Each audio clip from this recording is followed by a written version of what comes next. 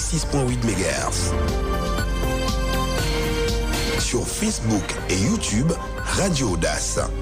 Boîte postale 1797 Douala, Cameroun. Téléphone 233 42 09 49. Radio AUDACE, bien plus que l'info. Bien plus que l'info.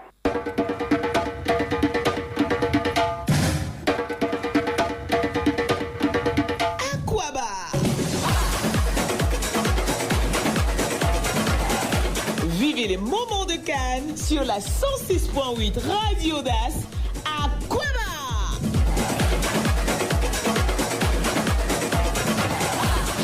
La Cannes 2023, c'est sur la 106.8 Radio AUDACE.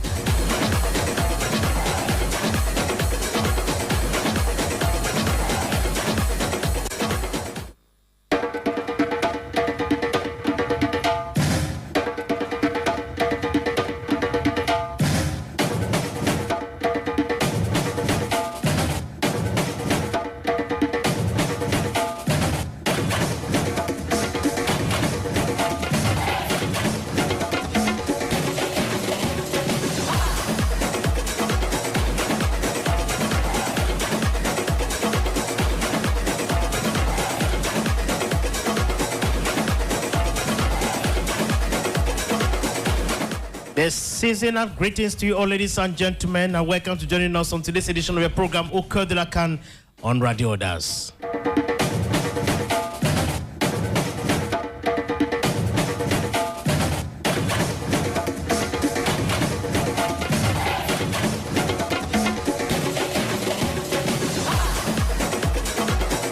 The apex, we are at the apex of the 2023 AUCUN in Côte d'Ivoire. As yesterday, we had the last two games in the 60th final round played, and of course the stage is all set for the quarterfinal stage of the tournament to get started this Friday.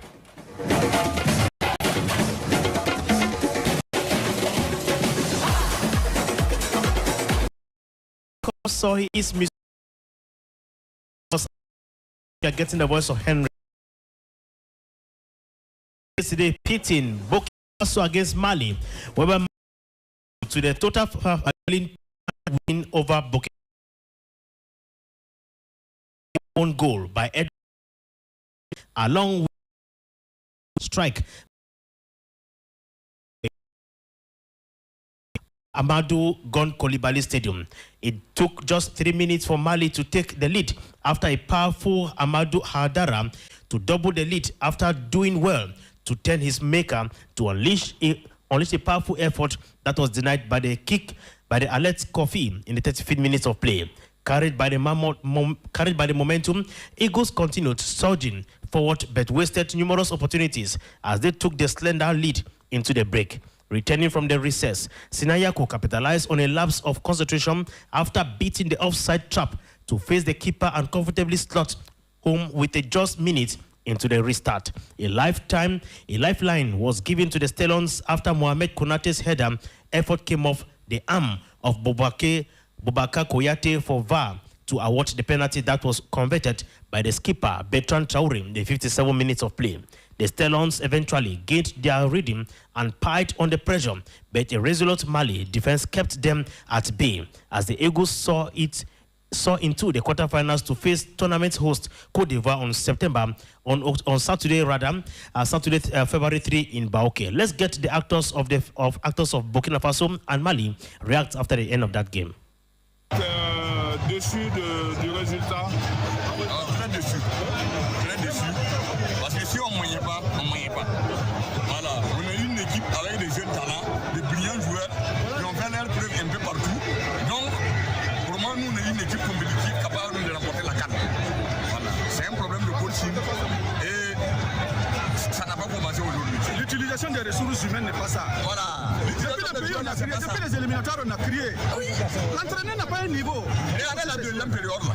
La deuxième période là, quand il avait les changements là, vous avez vu, les Maliens se cherchaient. Pour moi, on a perdu à cause de l'entraîneur. C'est dommage, c'est vraiment. Voilà, c'est dommage. C'est vraiment regrettable. n'a pas marché, c'est le coaching. Vous-même, vous savez que quand on met Bertrand à la première mi-temps, on ne gagne pas le match. Et j'ai même dit avant de commencer, avant que le match même commence, j'ai dit c'est le coaching qui va nous faire gagner. J'ai dit félicitations à Miss Tania, félicitations pour ce qu'il a fait. Comme je l'ai dit là, le deuxième mi-temps, on n'était pas là dans le duel, mais ils ont joué avec un système 4-4-2, avec le range au milieu. Nous avons eu... c'était un peu difficile pour nous pour les presser. Le deuxième mi-temps, on a changé un peu. Et là, ça allait un peu mieux, mais ouais, on a perdu. Donc, ouais, c'est le foot, parfois ça arrive, mais il faut être fort mentalement pour retourner. On a essayé ça aujourd'hui, mais ouais, ça n'a pas marché aujourd'hui. Peut-être, je ne sais pas. J'avais l'impression avant le match que tout le monde était concentré, très concentré, et tout le monde voulait vraiment gagner ce match parce que ouais, c'est un grand derby. Mais ouais, comme je l'ai dit tout à l'heure, il faut se poser les bonnes questions nous en premier, et se remettre en question et essayer de revenir et répondre aux attentes de oui, les choses se poursuivent. On a eu cette histoire dans le vestiaire. On a les éliminatoires de la Sacha. Sacha. Voilà, il faut repartir, il faut continuer à bien travailler et rapidement se focaliser sur les éliminatoires. Samedi, les victoires là, c'est pour nous. Samedi là, c'est un petit poison à Boaké là, c'est chez nous. Comme ça là, Inch'Allah, on va prendre ça là, bipé. On va envoyer ça au Bamaliba. Comme on a mis dans un fond mal, on va envoyer ça au Mali, Inch'Allah. Bon, elle a mérité aujourd'hui. La victoire du Mali, c'est sans commentaire. Certes, les Burkinabés, ils ont très bien joué, mais le Mali a mérité la victoire aujourd'hui. Bon, c'est ça on attendait. Cette fois-ci, on va relever les défis. Il y a longtemps, on attendait le moment, il y a longtemps. On va relever. Le Mali, c'est comme un défi, c'est un but. C'est un but qui est dans la tête des Maliens. Comme ça, on va dans la différence. On va ramener cette coupe, pas le cas de finance. On va amener la coupe au Mali, pas la voie terrestre. Les deux équipes, Mali ont très bien joué. On a possédé le ballon, on a très bien. Ça dépasse mes attentes. Je suis très content de ce match. Il continue comme ça, et on affronte la Côte d'Ivoire. On est 100 fois à la maison. On va aller à Coeur, vous y serez? Non, je rentre aux États-Unis. J'étais là pour ce match seulement. D'accord. J'étais magnifique. Bien sûr. Tu m'as dit, merci beaucoup. Du Mali aujourd'hui. Aujourd'hui, quand même, nous, on est très contents. Le Mali a gagné. On est fiers d'eux. On est fiers de nos joueurs. De nos joueurs plutôt. On est fiers d'eux. Oui, c'est ce que j'ai dit. J'ai dit, ça sera la première et la dernière fois. Le match du Mali et la Côte d'Ivoire, ça sera le match le plus formidable parce que le Mali va apporter ça. La tenue a bien parlé. Le Mali va apporter ça.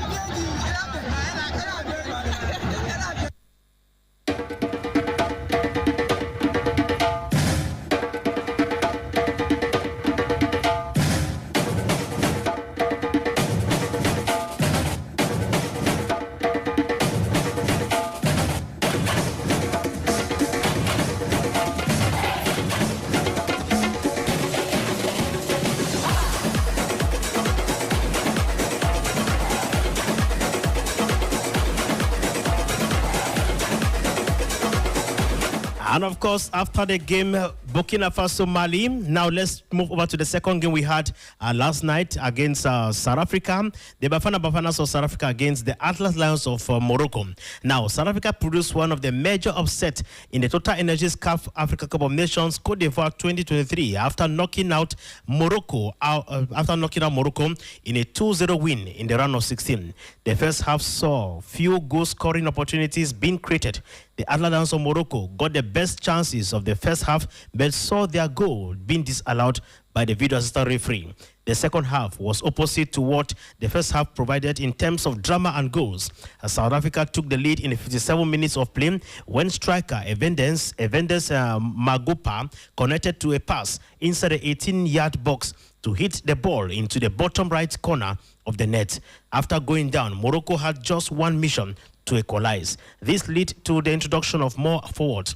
Morocco were awarded a penalty in the 83 minutes of play when a ball hit the hands of Toboho Mokena in the South African 18-yard box, and a penalty was awarded after video assistant referee review.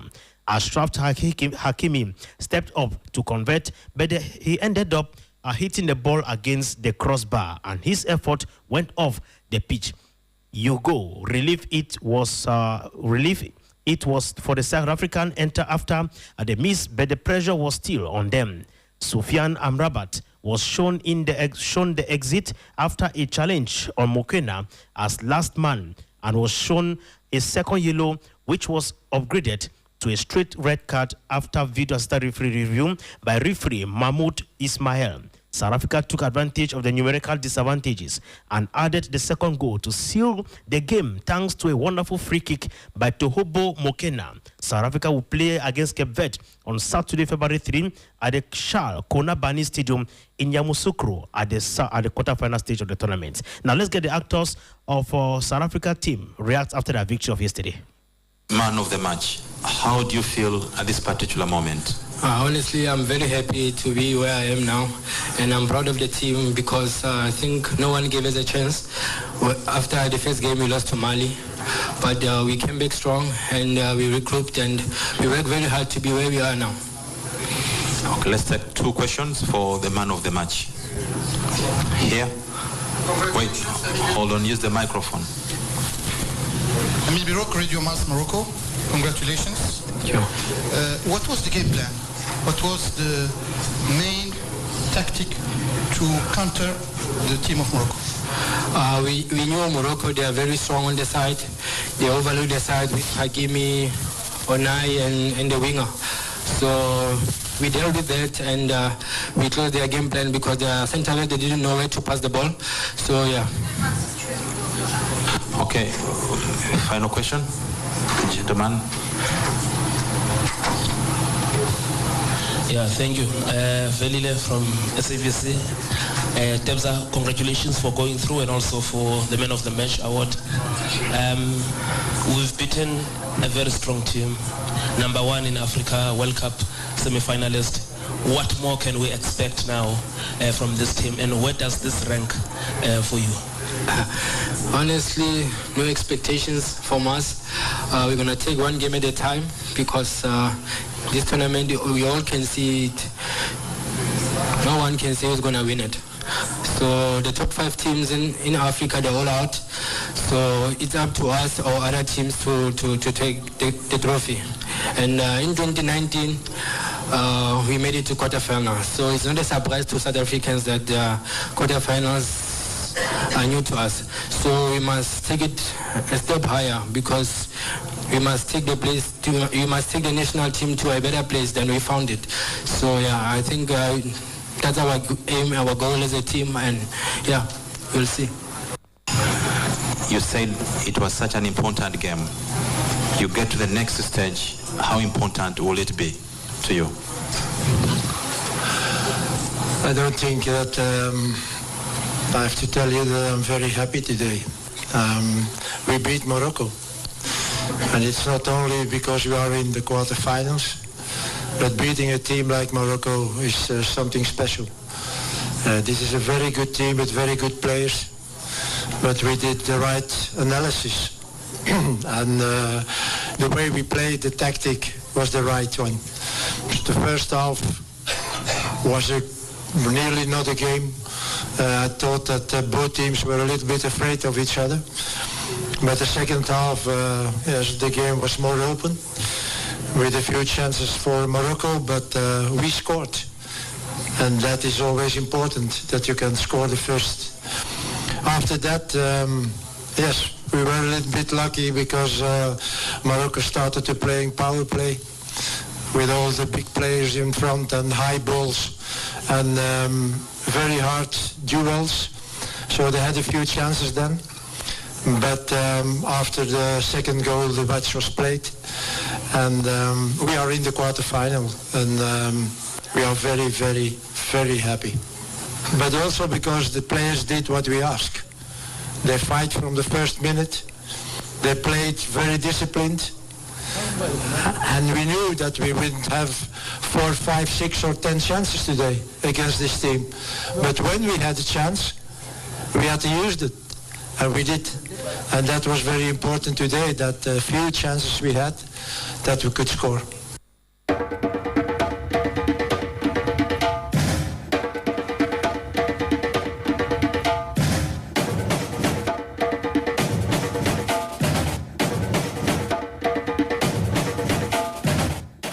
The thrills and upset of the 2023 Africa Cup of Nations AFCON continued as the tournament reached the quarterfinal stage. The last straw that broke the camel's back was South Africa's 2-0 win over 2022 FIFA World Cup semi-finalist Morocco in the last round of 16 games on Tuesday. Mali also progressed with a 2-1 victory against fellow West African side Burkina Faso. A day earlier, host Cote d'Ivoire stunned holder Senegal on penalties, while Cape Verde had to dig deep to earn a 1-0 win over Mauritania. Our record winners Egypt bowed to the Democratic Republic of Congo as Nigeria eliminated Cameroon. One of the most impressive teams of the group stage, Equatorial Guinea beat the competition goodbye thanks to Guinea's victory.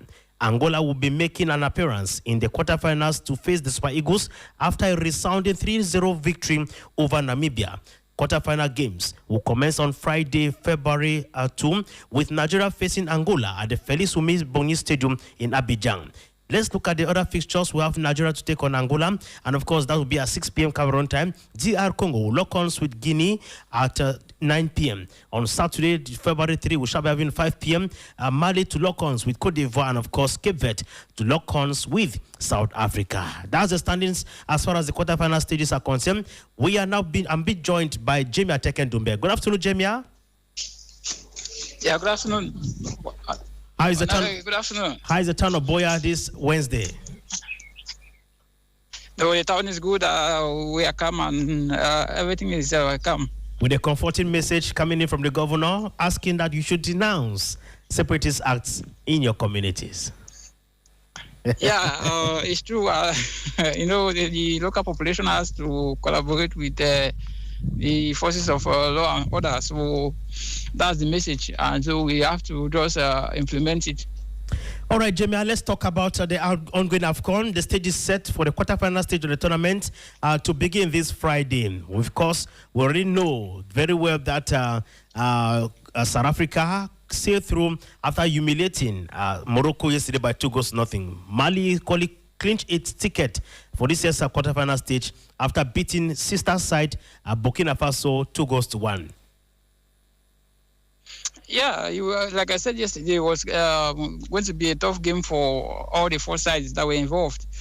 Because if you look at it, like I said, there were going to be surprises. Though Burkina Faso missed the chance to stage a comeback after Bertrand Traoré had to convert the penalty. And so Mali, normally, Mali has evolved, and you could see the way they play. There were one point in time they had to actually suspend their championship to develop youth football. That's why you see their youth football is also waxing on strong, and so it's because of the foundation they built in the youth football. And you could see even at their TAN team, which they showcased 2 years in Cameroon. They also played good football. So it's just a transformation of the entire Malian football. And so that's the fruits they are reaping today. If you look at Mali, that's a team that was a little bit struggling since 2010 when they qualified for the quarterfinals, and they've been pushing, and this is their 16th consecutive appearance at the Africa Cup of Nations. It tells you how the team has been consistent. But Mali, over the last 10 years, have not been able to win back-to-back or able to win a knockout game, unlike Guinea. So they too were also struggling, but however, I think that victory yesterday was indeed a statement of intent going to the quarterfinals. Because yes, Burkina Faso, they had a much more bigger chance because they have been there in the semi-finals, they have been there in the finals in the last couple of years. But Mali was the better side in terms of performance, in terms of tactical play, in terms of skill and talent. They showcased against this Burkina Faso side, and they had to qualify. So we say congratulations to them. And mind you that Mali is going into this competition with the brink of 57 games. One of the countries that have played 50 plus games, but have never won the Africa Cup of Nations. Yeah. That's one record that the Malians hold, which is negative.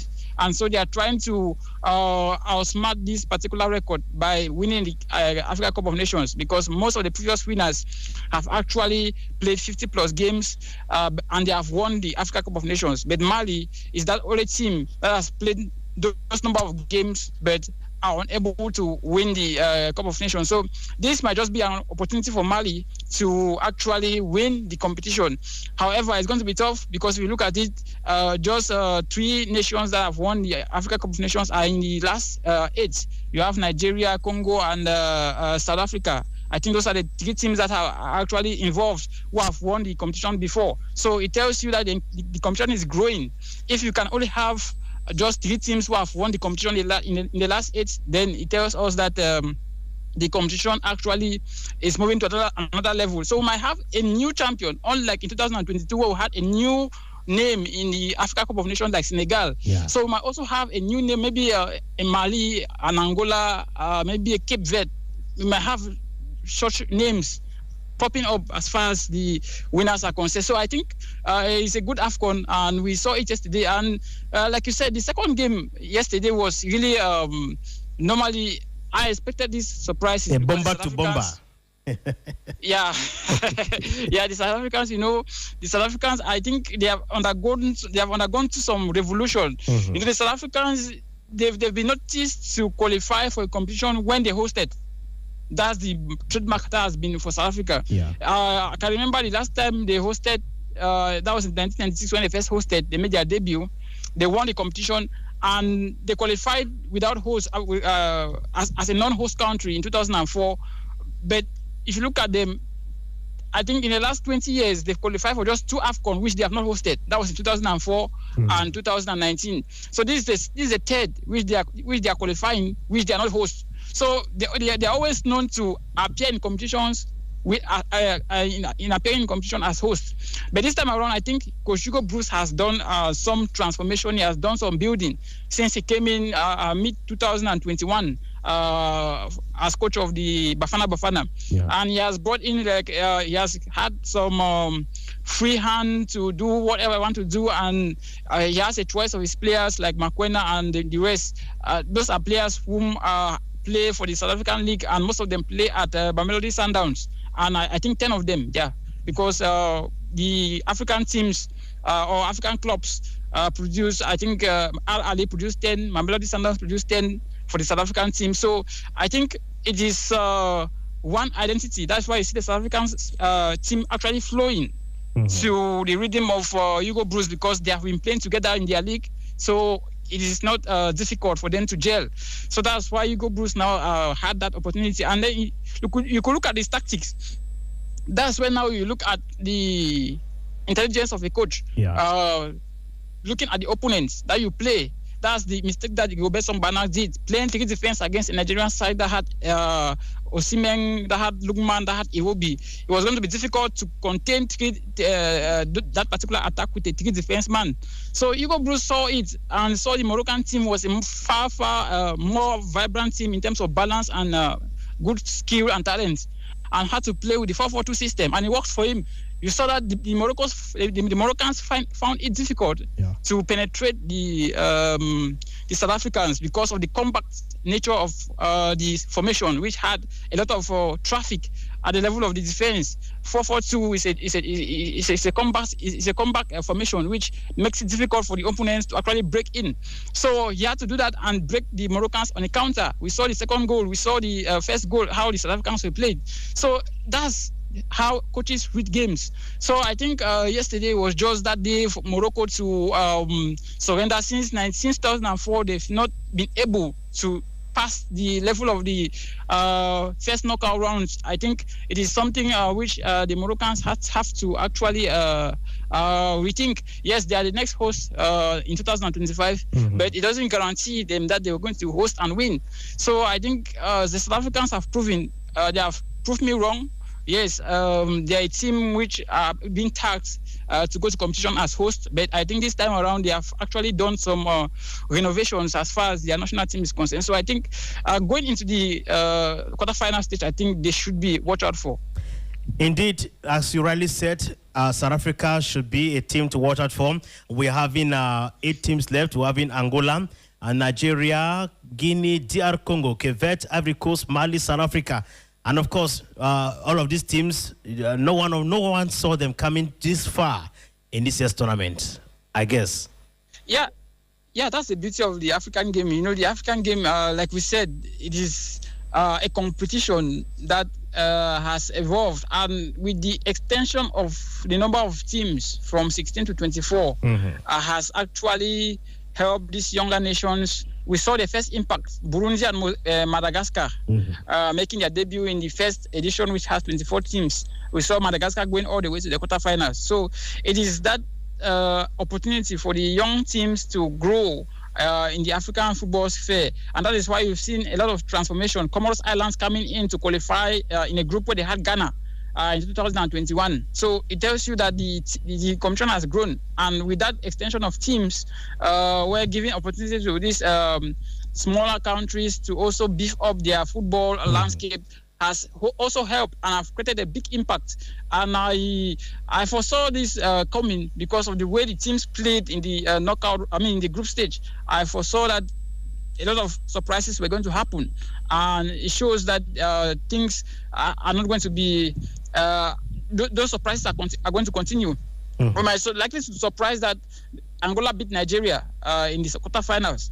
So those are the little things that there is no big name, like I said previously in previous editions, that there are no big names in the Africa Cup of Nations. Everyone now looks like equal, though the history speaks advantage for the previous winners like Cameroon, Nigeria, and the rest. But when you talk of present-day football, I think there is no big name, because anybody can play football so fast. It's on the pitch, 90 minutes. You don't know what can happen. Any team can carry the day. We saw it in the round of 16, how teams were being battered out.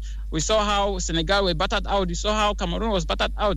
We saw how Egypt was battered out by the DR Congo. So it tells us that the competition has grown to maturity, where there are no team that you can pinpoint that would be the favorites. Even at the level of, if you look at it, the top 7 favorites, at least 6 of those favorites are out. You talk of Morocco, you talk of Senegal, you talk of Egypt, Cameroon. Those are the teams. Ghana, those were the teams that were tipped as favorites to win this competition. But going into the knockout rounds, you will find only Cote d'Ivoire and Nigeria as the only favorites, which they might also be eliminated in the quarterfinals. You never can tell. It is not guaranteed. It's very challenging. All right. So that's it. Yeah. Now, Jemia, let's talk about this aspect where we had close to 16 goals scored during this round of 16, and we had close to 28 yellow cards issued as far as statistics is concerned. It has been, according to you, a fair and balanced. Had it been a fair and balanced 16 final round in this tournament? Yeah, I think 16 yellow cards. The number of goals is 16 goals. 16 goals scored. I think in total. Yeah, 28 yellow cards. Yellow card.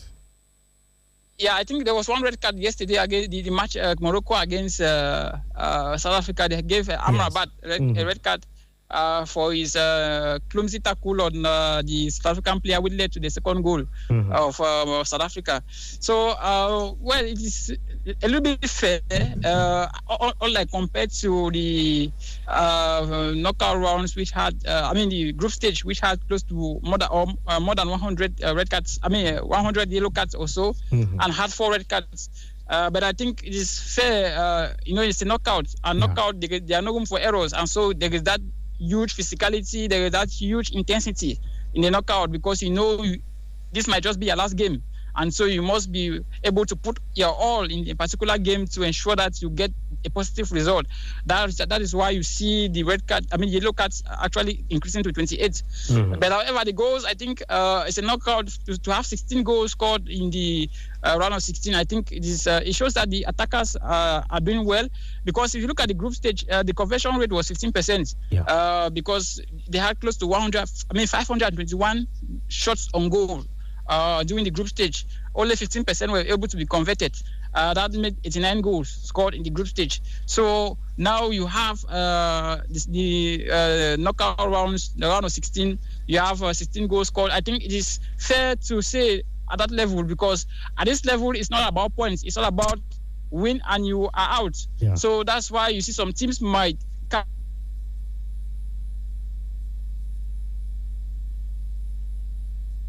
and then possibly penalties, like we saw with the likes of Egypt versus DR Congo. We saw Senegal, Cote d'Ivoire. Those things happen. So I think the African game has grown, and we think we should start having confidence in the management and the development of football in Africa. And the bigger teams have to start rethinking, have to start strategizing to see that they maintain their pace at the level, because it seems like the smaller nations are fast stealing the show, are fast getting to where they are in terms of performance and execution on the pitch. All right, Jamie, you are not going anywhere. Let me get a commercial break, and I shall see you shortly after that. Avec MTN Elite, redonnons au football camerounais toute sa grandeur. MTN pour la passion du foot. Alors, on fait quoi aujourd'hui? Dans un stade de football, les supporters rivalisent, s'affrontent, mais une chose les unit tous, leur amour pour une bière exceptionnelle. Que vous soyez fou de l'ambiance ou fan du spectacle, rejoignez-nous pour célébrer la passion du football autour d'une délicieuse 33 Export. Avec 33 Export, on gagne ou on gagne. 33 Export, supporter numéro 1 du football. Boisson du Cameroun.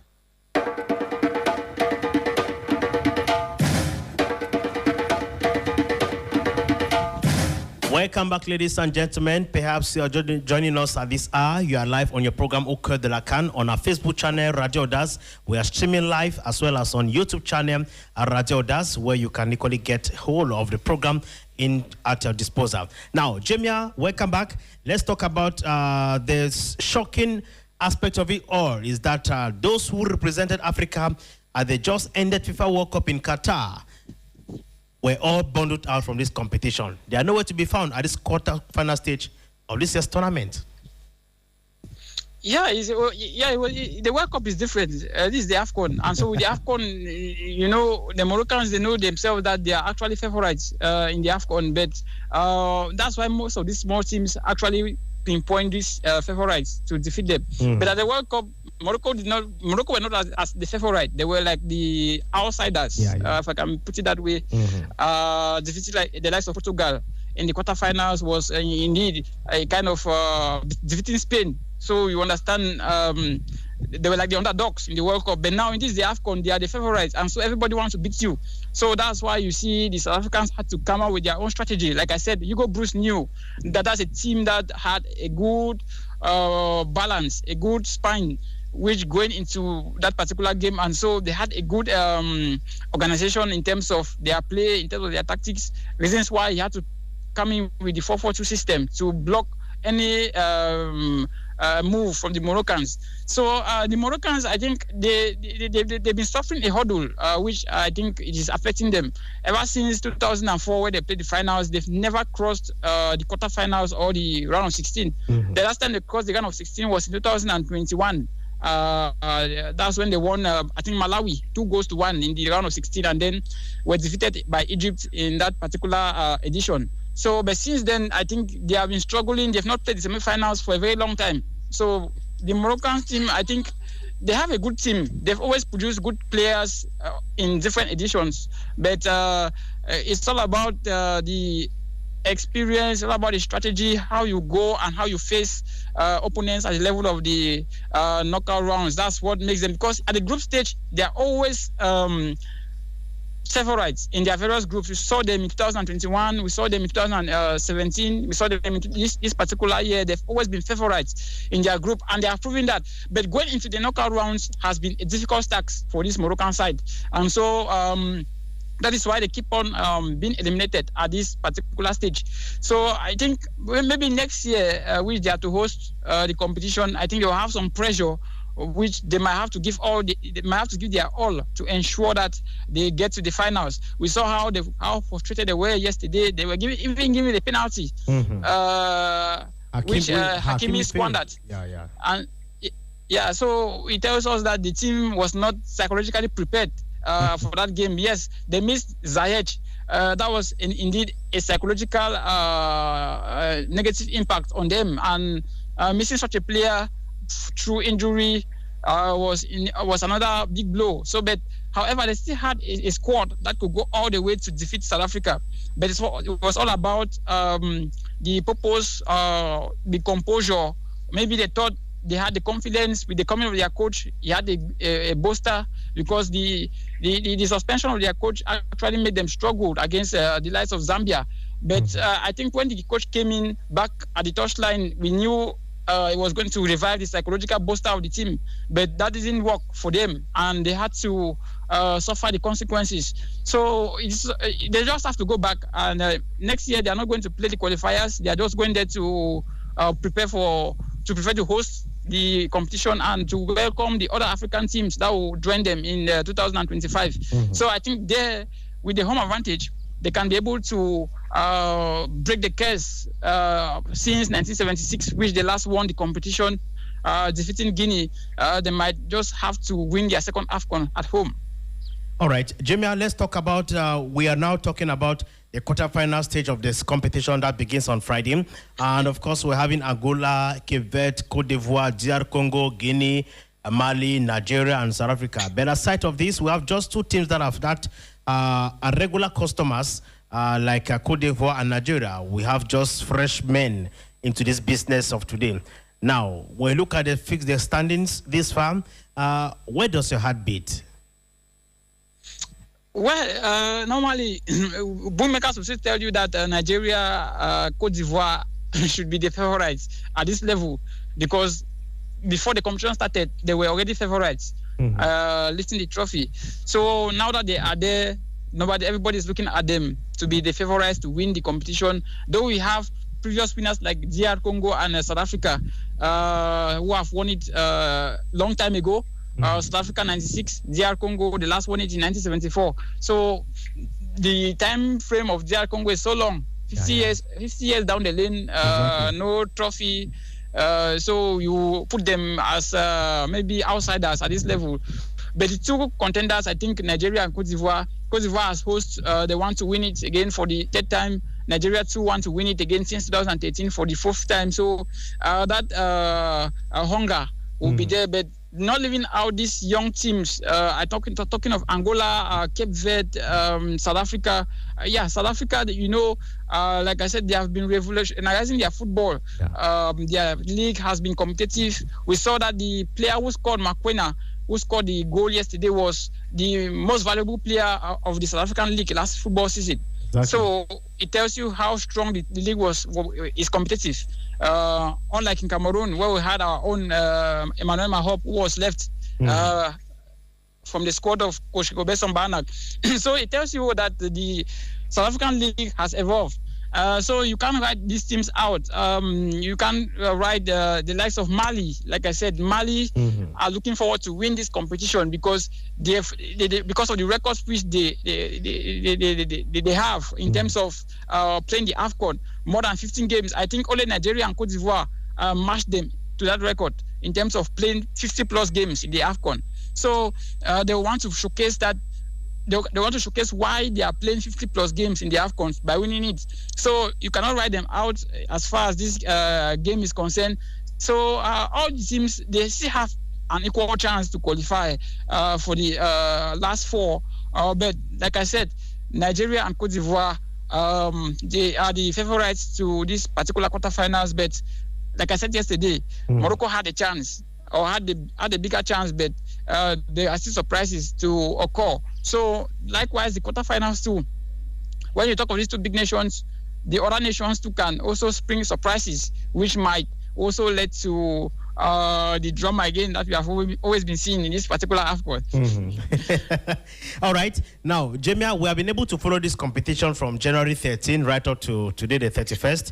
And of course, we had Emilion Sur, who has been the top scorer with 5 goals before his team got eliminated. Who amongst the teams do you think is going to have the best player? We are still having Victor Osimhen in the tournament, but then he has not been very proficient as we had loved to see him with the Super Eagles of Nigeria. So who do you think is going to, could be possibly come out as the best player in this tournament?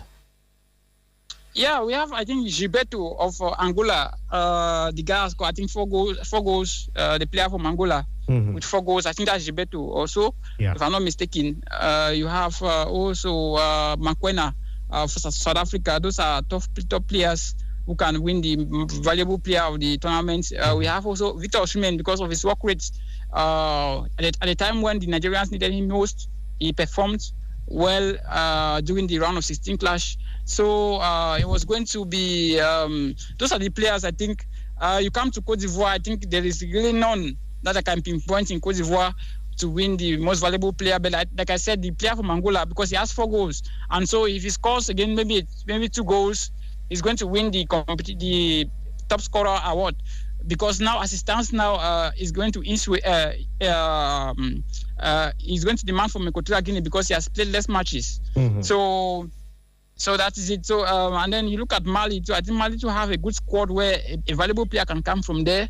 A valuable player can come from there. But when we look at the entire team, like those players I've mentioned, those are the players whom I think can actually become the. And then you look at even the goalkeeper for South Africa. I think he too also has a case for himself. I think he has considered he prevented 1.8 goal per game in the group stage, including yesterday's game. He's the 3rd best in terms of the overall goalkeepers in the tournament. So you also have Mali. Yeah, the Malians also, they have considered just 1 goal. Just 2 goals rather. 2 goals rather for their goalkeeper. And then the Nigerian goalkeeper too also has considered just 1. So it tells you that if you look at it critically, you understand that the goalkeepers of Nigeria, Mali, and South Africa are going to be one of those who are to watch for these particular quarterfinals because of their exploits they've done in the previous matches. I'm talking about the group stage and the round of 16. So those are the players to watch out for. The goalkeepers of Mali and Nigeria, and then Williams of South Africa, the goalkeeper. Then you have Makwena, you have Gilberto of Angola, you have Osimhen of Nigeria. Those are players you look up to give something for this game. I think a player too for Cape Verde. There is a certain player. I think the jersey number 19 or 10 or so for Cape Verde. I'll search the name and. Maybe subsequent programs I'll get the name for you.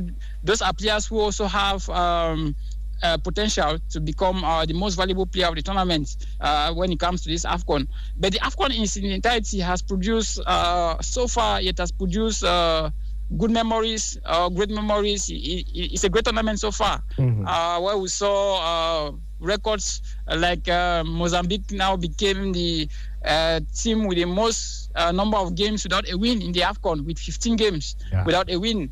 You have also Guinea-Bissau also having 13 games without a win in the AFCON. So it was an AFCON of records, which we saw. And we also saw that the e-lock of champions qualifying for the quarterfinals has been following them since the days of Egypt. So those are some of the records which have been broken. We've seen a player like Emiliano Sur, who plays in the Spanish state here as a right wing back, coming to play as a centre forward for Equatorial Guinea, scoring 5 goals. It tells you the record which these guys have actually putting forward, and that's how it is. And we saw Mauritania too.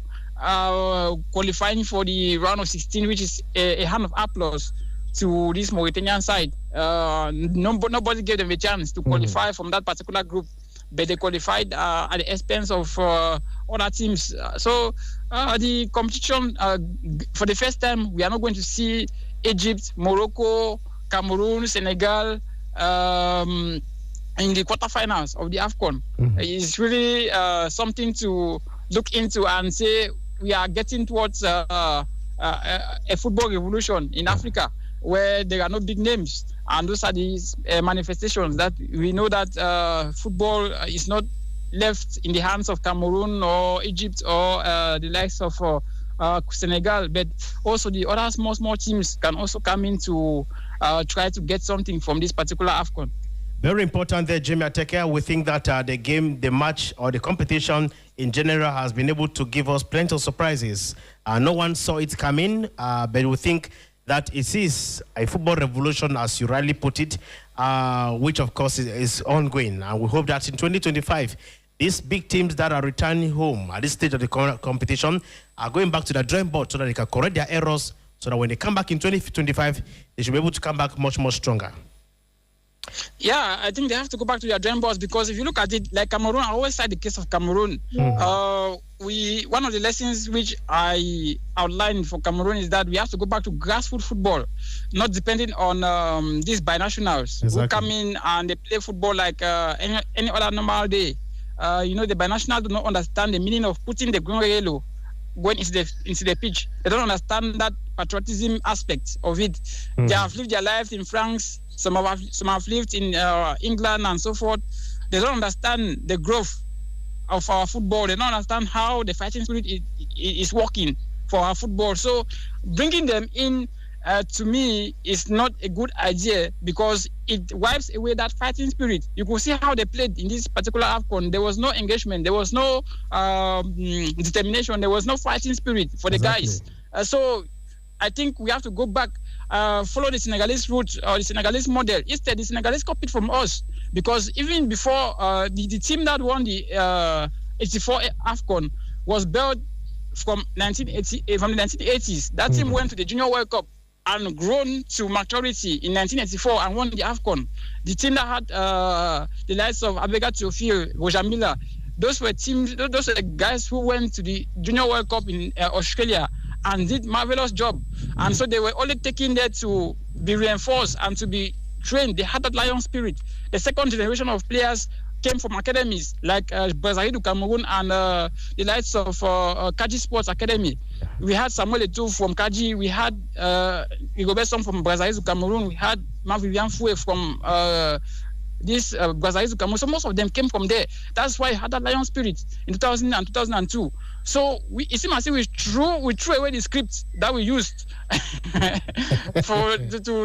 to galvanize these players. And now we are looking out for binationals, which is not good. And Senegalese are taking that model. Now you have Diabas Academy in Senegal. You have Generation Foot. Those are academies that are producing players for Senegal. And the Senegalese have the lion spirit. They have the team spirit. But we have so far thrown away the script we used to generate players from Brazzaville, Cameroon, and Kaji Sports Academy, which is not good. That's why we go and get these binationals who cannot play football. They know how, they don't understand the reason why they are putting on green and yellow going into the pitch. So we have to go back to that level, including the likes of Egypt, the likes of the other big names. They have to go back to that level and start looking forward to build football from the grassroots. That's the main thing. Living out those binationals, they should remember where they are, and we should build from scratch and see that when you start building from scratch, you start getting the under-17, the under-20s, the under-23s. And then from then now, you try to see how you can instill this fighting spirit to this under-23s. We saw how the likes of Boma, the likes of GTAP, the likes of Eto'o played the Olympics. They had the lion spirit and from the Olympics, they went up to the level of the national team, and that fighting spirit continued. That's how you start building. I think we've thrown our scripts, which we used during that particular period, which was done by Claude Leroy. We have thrown it away. So we have to go back to that script and see how we can develop our players from the grassroots. I think that if that is not done, then we are falling again on banana peelings. Very important, Jamie Ateke, and we hope that the authorities of Cameroon are listening to you, and we hope that wherever they throw that script, they should be able to go and look for it, because we urgently need it. 2025 is not too far from now. We need to get back to our rails so that we can continue becoming the indomitables of Cameroon that the continent used to know, and the world in general used to know. So, yeah, that's it. That's it. So we have to do that. We have to really do that, because it was really a shame. Even the Nigerian journalists were asking the question. That's not the Cameroon they expected. That's it. If a Nigerian journalist can be telling us that that is not the Cameroon we expected, then it tells us where our football is. We are they were even telling us that we gave them a free road to the semi-finals, because they never saw Cameroon playing that kind of football. For sure. It was really clear. A shame. Yeah, it was really a shame. If you hear that from a Nigerian journalist, then it shows that we are not actually nowhere near. It doesn't tell where that 2 local players were selected, and none of them had the opportunity to play even for 10 minutes. Therefore, they were selected just to go there for a safari trip to Côte d'Ivoire. Yeah, to animate the public. So we have to be serious. We have to be serious in our player selection, in our development model of developing talents.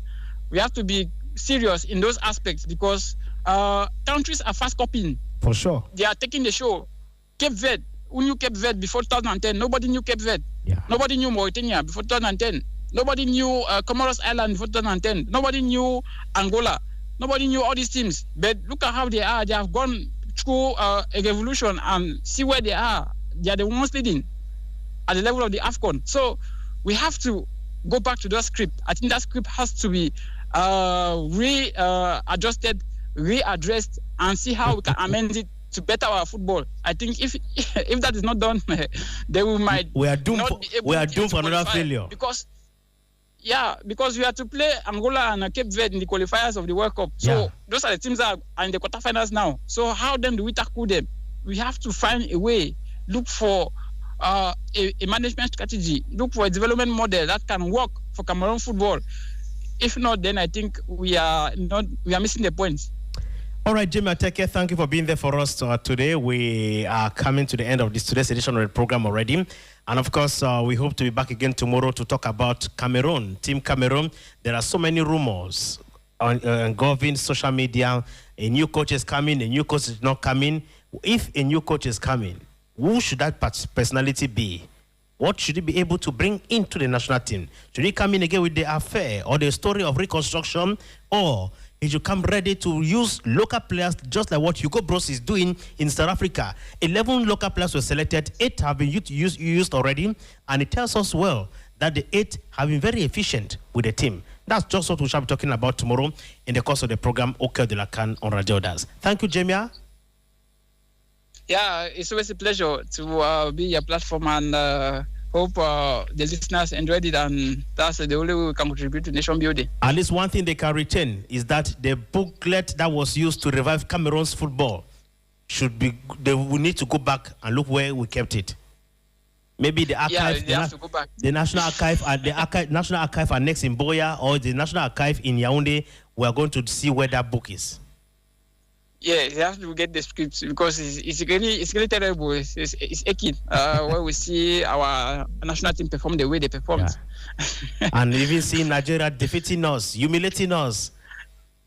Yeah, that is it. That is it. Our bitter rivals when it comes to football in Africa, humiliating us that kind of a way without us kicking a ball on a shot on goal. It's disgraceful. Everyone was hoping for Abubakar Vincent. So without Abubakar Vincent, Faris could not score. Toko Ekambi could not score. I mean, we need strikers who can be creative. That's what we need in Cameroon.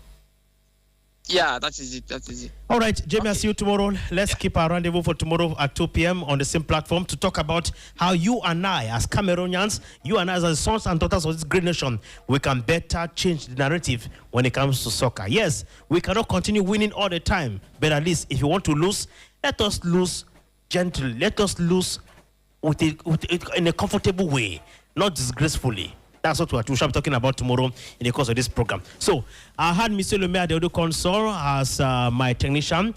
I am Henry Wana at the anchor in Douala. Let's meet again tomorrow when it shall be 2 p.m.